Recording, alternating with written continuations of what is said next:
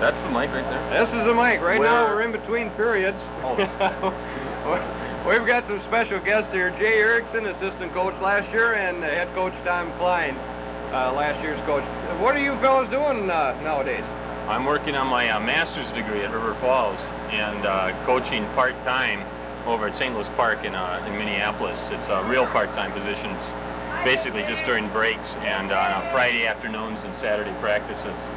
Well, this team had you every place from Minnetonka over to Monomedi as the JV coach, and glad to get it right from the horse's mouth. Jay, what are you doing now? I'm trying to graduate from River Falls. I'll be done and get my bachelor's degree next fall, I think it is, yeah. And I have a coaching job lined up at my old high school, taking over their JV program. Where's that at? Spring Lake Park. Oh, they give us a little rough time. It's a little city hockey for you. Well, Tom, it had to be a hard decision for you, what you did last year. No, it was a really hard decision because, I'd been with the team for 4 years, and I was really looking forward to what looks like it's going to be a conference championship this year.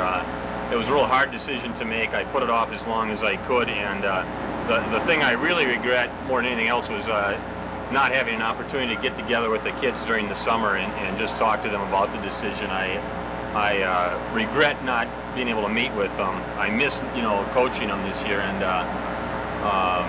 it's obvious they're going to have a great year, and I think they got a shot to go a long way if they can keep this up. Well, I think you just said it because every one of those players are going to be watching this film, so you just said it for them. Tom, if you could, and Jay, would you analyze what you've seen so far tonight? Well, I think that the Falls started out really good. I think that first 5 minutes they were all over Rice Lake.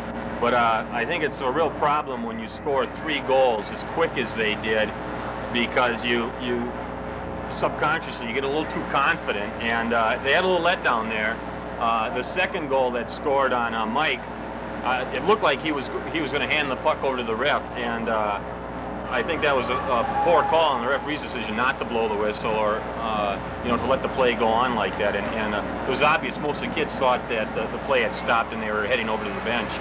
But Rice Lake has got a good team, Geisness and Scott Tyler are some real good forwards. And I think this third period is going to be a very good period, and it's going to really get down to who plays a little more disciplined hockey. I felt the second period, both teams were running around a lot, and there wasn't a lot in the way of strong position in that. This third period will get down to conditioning and starting to play a little more disciplined hockey. Jay, anything to add to that? Yeah, I think Tom and I discussed this earlier, and we see a lot of similarities in that as to what they did last year too. These peaks and valleys that we tried to eliminate last year as far as emotional, and then what affects their emotions will also affect their play on the ice. And until they reach this area of being consistent, I think that they're just gonna hopefully by the end of the year they'll reach where they're just consistent all 3 periods.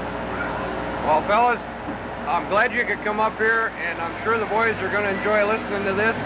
I wish you the best of luck in whatever you guys do, and I know we'll be watching for your names in the paper because someday I know you're both going to have head coaching jobs. You've got the stuff upstairs to do her.